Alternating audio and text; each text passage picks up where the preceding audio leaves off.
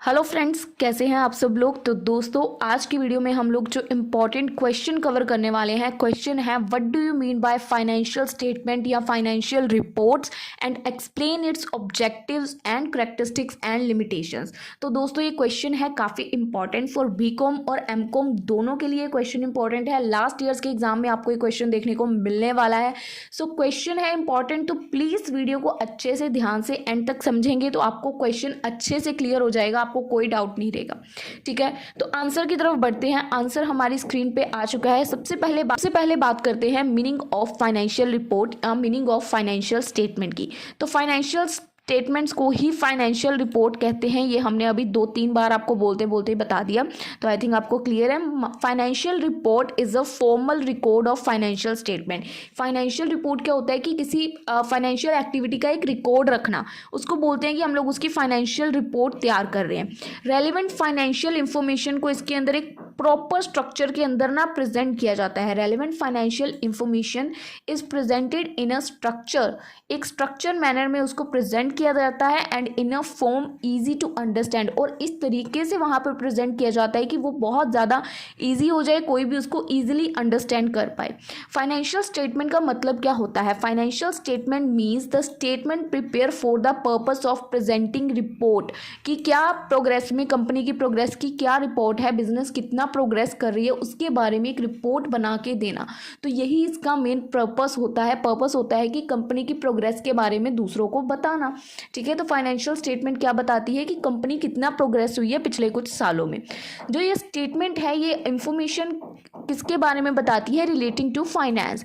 This statement contain the information relating to finance. These statements are called as financial statement. तो जो statement finance के बारे में हमें डाटा प्रोवाइड करती है, इंफॉर्मेशन प्रोवाइड करती है, उस स्टेटमेंट को हम लोग क्या बोलते हैं? Financial statement. और इसी स्टेटमेंट का अदर नाम क्या होता है? Other name of financial statement is financial report. Financial report और financial statement both are the same thing.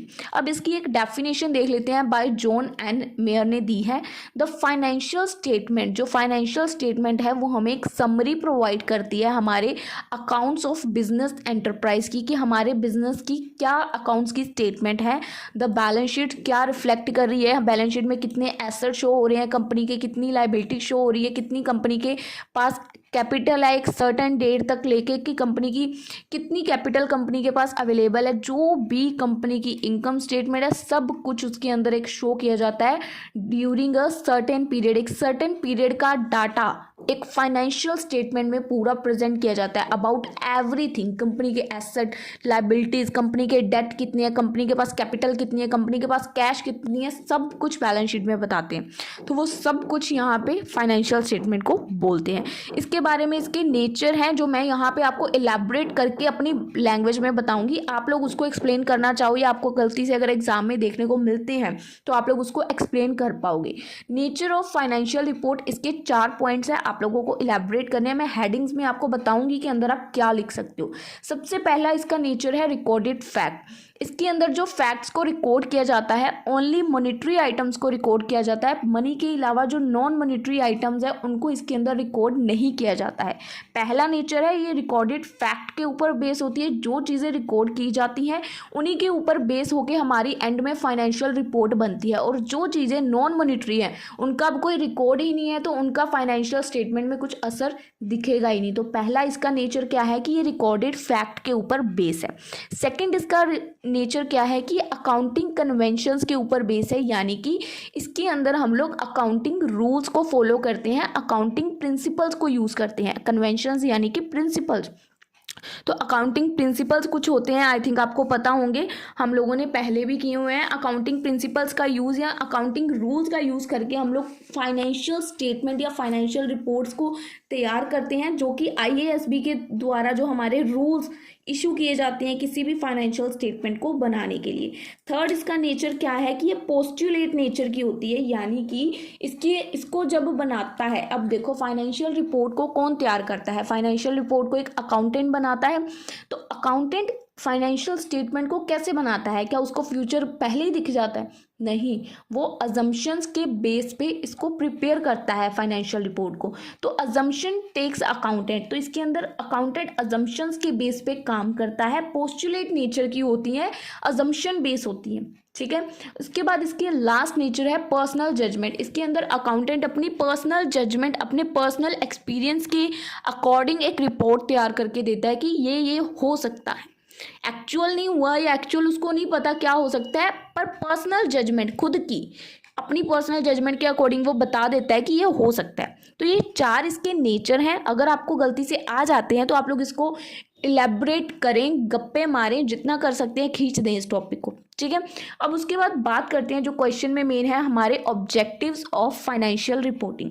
वैसे तो इसके बहुत सारे ऑब्जेक्टिव्स हैं, पर इस वीडियो में हम लोग सिर्फ 4 डिस्कस करेंगे और चारों ही इंपॉर्टेंट है। सो सबसे पहले देखिए क्या लिखा हुआ है, the objective of financial statement is to provide information about the financial position. इसका पहले तो ऑब्जेक्टिव है क्या, कि इसने क्या इंफॉर्मेशन प्रोवाइड करनी है, कि एक्चुअल में कंपनी की फाइनेंशियल पोजीशन क्या है, क्या परफॉर्मेंस कंपनी कर रही है, क्या उसमें चेंजेस आ रहे हैं, तो सारी चीज़ें प्रोवाइड करती है financial statement. It is impossible to discuss, जैसे मैंने आपको पहले बोला कि ये इम्पॉसिबल है कि सारे ऑब्जेक्टिव्स के बारे में मैं यहाँ पे आपको बताऊँ। तो सिर्फ 4 ऑब्जेक्टिव्स यहाँ पे मैं आपको दिखाने वाली हूँ। पहला है provide information to the investor and the potential investor, ये फर्स्ट ऑब्जेक्टिव है। Second, track the cash flow in the business, कि बिजनेस में कितना कैश फ्लो है उसको ट्रैक करना। Third, information about the accounting policy, की कौन सी अकाउंटिंग पॉलिसीज यूज़ की जा रही हैं उसकी इंफॉर्मेशन। और फोर्थ, की कंपनी में इनेबल या अनाउंस करना कि कितने एसेट है, कितनी लाइबिलिटीज़ हैं, जितनी भी ओनर की इक्विटी है कितनी है, उसको सबको चेकआउट करना। तो कुछ 4 ऑब्जेक्टिव्स हैं जो कि जब मैं आपको एक्सप्लेन करूंगी तो और अच्छे से क्लियर होंगे कि एक्चुअल में ये फाइनेंशियल रिपोर्टिंग के ऑब्जेक्टिव्स है कैसे। सबसे पहले की बात करते हैं, provide information to the investor and the potential investor.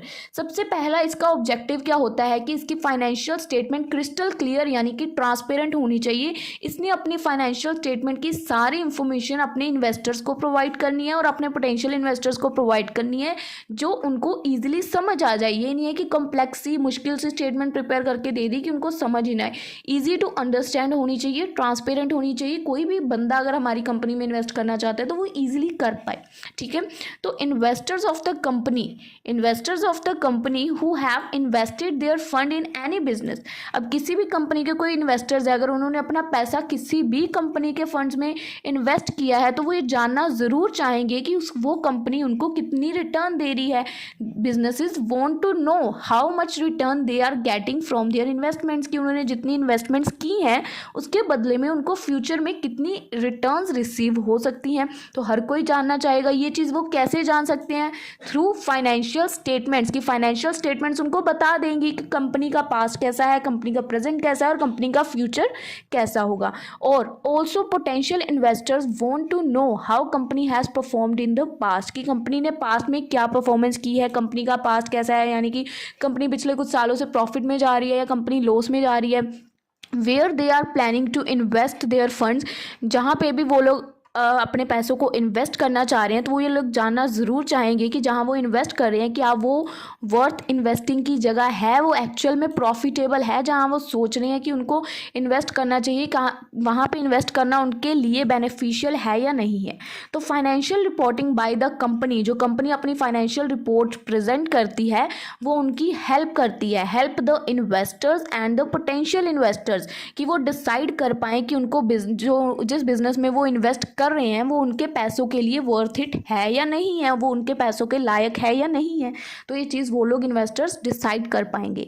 अब एग्जांपल देख लो, statement of the profit and the loss, जो शो करती है कि उनका नेट प्रॉफिट कितना कंपनी ने पिछले 1-2 सालों में अर्न किया है। Statement of the profit and loss show the net profit earn by the company if the company is earning the right amount of profit. अगर तो कंपनी एक right amount of profit earn कर रही है और उसका जो प्रॉफिट है वो डे बाय डे या ईयर बाय ईयर इंक्रीज हो रहा है, increasing from the previous year, तो ये क्या बताता है कि कंपनी एक अच्छी खासी कंपनी है, कंपनी एफिशिएंटली अपना काम कर रही है और डे बाय डे ग्रोथ की तरफ जा रही है। तो ये इसका फर्स्ट ऑब्जेक्टिव हो गया कि इसने क्रिस्टल क्लियर इंफॉर्मेशन अपने इन्वेस्टर्स और पोटेंशियल इन्वेस्टर्स दोनों को प्रोवाइड करनी है। फर्स्ट ऑब्जेक्टिव आई थिंक आपको क्लियर है। अब ठीक है। सेकंड क्या है, track the cash flow in the business, कि बिजनेस में कितना कैश फ्लो है उसको ट्रैक करना। So with the help of financial reporting different companies के जो स्टेक होल्डर्स हैं can know from where the cash in the business is coming, कि बिजनेस के अंदर कैश एक्चुअल में आ कहाँ से रहा है।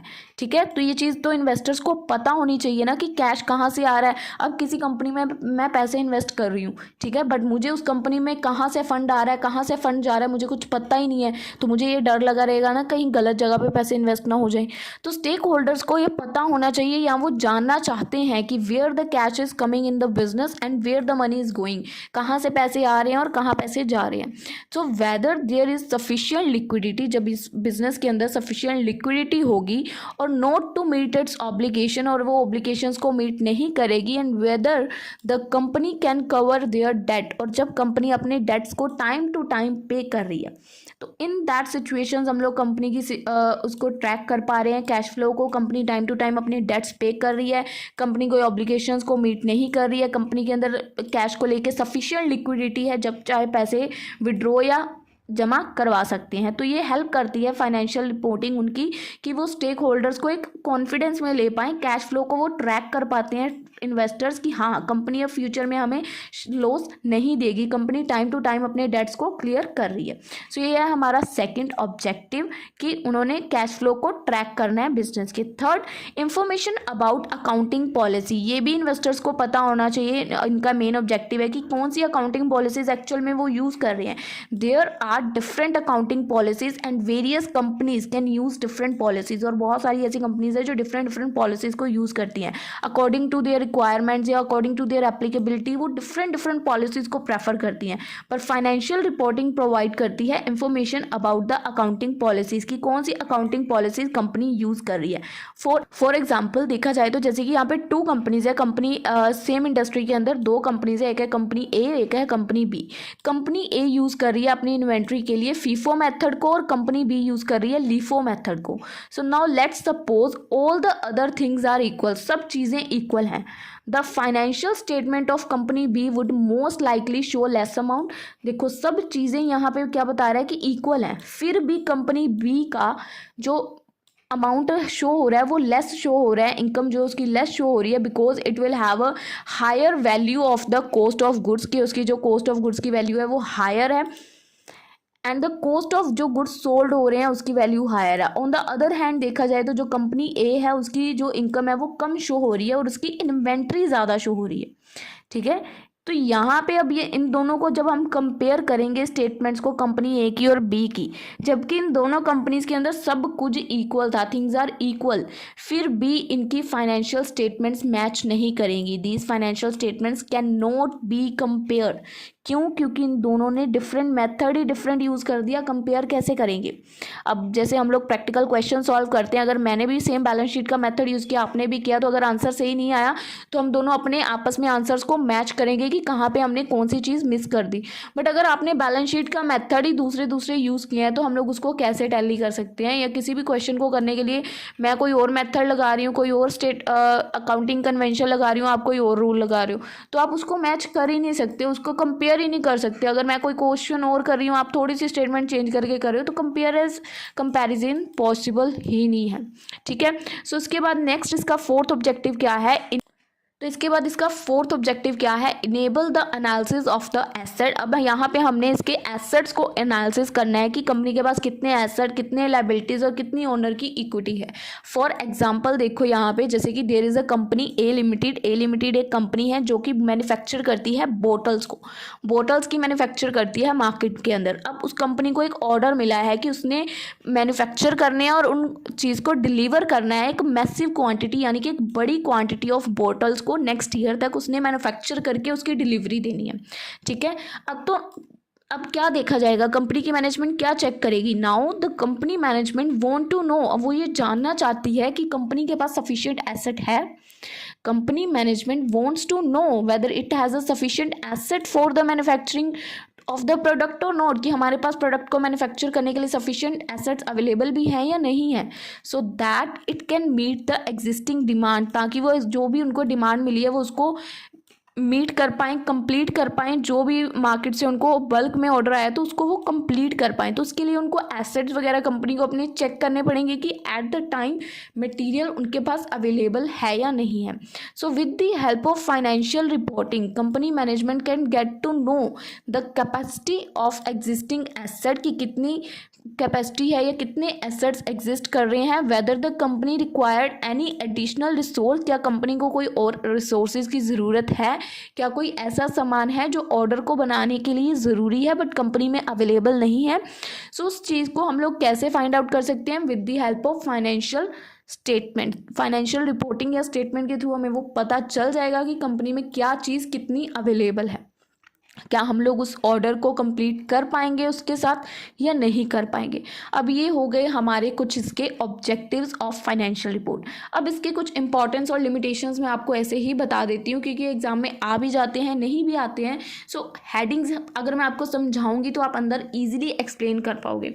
अब फाइनेंशियल रिपोर्टिंग की पहली इंपॉर्टेंस क्या है कि इसके थ्रू हम लोग बेटर प्रेजेंट कर पाते हैं क्योंकि ये ट्रांसपेरेंट होती है। ईजिली सामने वाला हमारी जो भी फाइनेंशियल रिपोर्टिंग में हम बात बताना चाह रहे हैं वो इजीली समझ जाता है।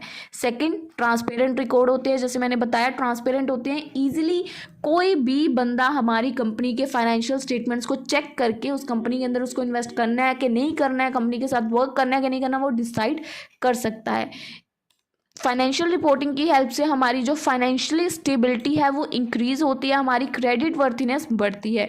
फाइनेंशियल रिपोर्टिंग होने की वजह से हम लोग बेटर डिसीजन ले पाते हैं, हमारी लीगल कॉम्प्लायंस जो है वो डे बाय डे इम्प्रूव होती है, हमारी मार्केट में जो एक है गुडविल क्रिएट हो जाती है, रेपुटेशन बन जाती है।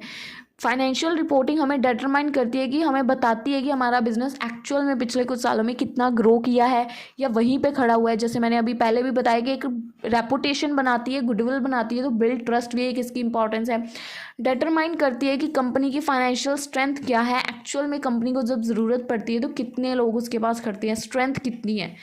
उसके बाद ये फोरकास्ट करने में भी मदद करती है। हम लोग पिछले सालों के रिकॉर्ड्स को देख के फ्यूचर को प्लान कर सकते हैं, फोरकास्ट कर सकते हैं, अपना बजट प्रिपेयर कर सकते हैं। इसके अलावा हम लोग इसकी हेल्प से कंपैरिजन भी कर सकते हैं और एप्रोप्रिएट पॉलिसी को अपने लिए सिलेक्ट भी कर सकते हैं। तो ये इसकी कुछ इंपॉर्टेंस है। अब आप लोग इन पॉइंट्स को इलेबोरेट करके लिख सकते हो। आई थिंक 3 पेज आराम से इन पॉइंट्स को इलेबोरेट करके बन जाएंगे। इसके बाद आती है बात इनकी लिमिटेशंस के बारे में। अब ऑब्वियस सी बात है, फाइनेंशियल रिपोर्टिंग कौन कर रहा है, इंसान कर रहे हैं, स्टेटमेंट बना रहे हैं। तो पहला पॉइंट है कि इसको मैनिपुलेट किया जा सकता है, कोई भी इसको मैनिपुलेट इजीली कर सकता है। क्यों? इसके नेचर में हमने देखा था ये बेस किसके ऊपर बेस्ड है, पर्सनल जजमेंट के ऊपर बेस्ड है। पर्सनल जजमेंट, अकाउंटेंट इसको अजम्पशन के बेस पे रखता है, तो मैनिपुलेशन ईजी है, मैनिपुलेट किया जा सकता है। दूसरा, इसका लिमिटेशन क्या है कि इसमें कई बार कई लोग डिफरेंट प्रोसीजर का यूज़ करते हैं, use of different procedures. Third, qualitative aspects को इग्नोर किया जाता है, यानी कि नॉन मॉनेटरी जो आइटम्स हैं उनको लेते ही नहीं है, उनकी ट्रांजैक्शंस को ऐड ही नहीं करते हैं। So non monetary cash ignore कर दिया जाता है। उसके बाद फोर्थ है कि हिस्टोरिकल डाटा के ऊपर बेस होती है, ये भी इसकी एक लिमिटेशन है। उसके बाद इसमें प्राइस लेवल चेंज होता रहता है और फ्रॉड होने के चांसेस बहुत ज़्यादा होते हैं। सो ये थी इसकी कुछ लिमिटेशंस। ये वैसे क्वेश्चन आ नहीं रखा है, जस्ट मैंने नोट्स में इसको कर रखा था तो मैंने सोचा आपको साथ में एक्सप्लेन कर दूं। अगर आपको आ जाए तो आप लोग हेडिंग्स के साथ उसको एक्सप्लेन कर लोगे। सो ये था आज का हमारा टॉपिक जिसमें हमने देखा फाइनेंशियल रिपोर्टिंग और फाइनेंशियल स्टेटमेंट का मीनिंग क्या होता है, उसका नेचर क्या होता है, उसके ऑब्जेक्टिव्स क्या होते हैं, उसकी इंपॉर्टेंस क्या होती है और उसके लिमिटेशंस क्या होते हैं। और ये था सिंपल टॉपिक जो आपको मतलब बेसिक पहले चैप्टर में ही होगा ये तो ये आपको आने के पूरे चांसेस हैं। ठीक है, बेसिक है जिसके बेस पे आप लोग आगे कुछ भी कर सकते हो क्योंकि ये बेस है, हमारे सब्जेक्ट का बेस है ये। ठीक है, अब इसके बाद ना एक क्वेश्चन है IASB का फ्रेमवर्क, ठीक है, या कह लो आप लोग qualitative characteristics of financial reporting. तो ये जो टॉपिक है क्वालिटेटिव कैरेक्टरिस्टिक्स, ये आपको इम्पॉर्टेंट टॉपिक है, तो इसके बारे में हम लोग डिस्कशन करने वाले हैं हमारी नेक्स्ट वीडियो में। तो प्लीज़ चैनल को सब्सक्राइब करें और वीडियो नोटिफिकेशन बेल को ऑन ज़रूर करें। इश्यूज़ और जो आपका मॉडर्न अकाउंटिंग सब्जेक्ट है बीकॉम और एमकॉम का। तो इन दोनों के ही बेसिस पे मैं ये वीडियोस बना रही हूँ, क्योंकि आप लोगों के एमकॉम वालों के अभी एग्जाम्स चल रहे हैं तो उसके बेसिस पे जा रही हैं। सो अगर आपको ऐसे ही और टॉपिक्स या कुछ टॉपिक जो आपके पास है, जो आपको लगता है कि कवर होना चाहिए, आप हमें सजेस्ट करें, हम लोग उसके ऊपर वीडियोज़ लेके आएंगे। पर उसके लिए पहले आपको हमारे साथ जुड़ना पड़ेगा। चैनल को सब्सक्राइब करें, साथ में नोटिफिकेशन को ऑन करें। इस वीडियो के नोट्स आपको नीचे डिस्क्रिप्शन में मिल जाएंगे। कुछ भी डाउट है तो आप लोग हमें वहाँ पे कमेंट सेक्शन में, इंस्टाग्राम पे, टेलीग्राम पे मैसेजेस कर सकते हैं। हम लोग आपसे वहाँ पे बात ज़रूर करेंगे। सो दोस्तों, मिलेंगे आप लोगों से हम लोग अपनी अगली वीडियो में। तब तक के लिए गुड बाय।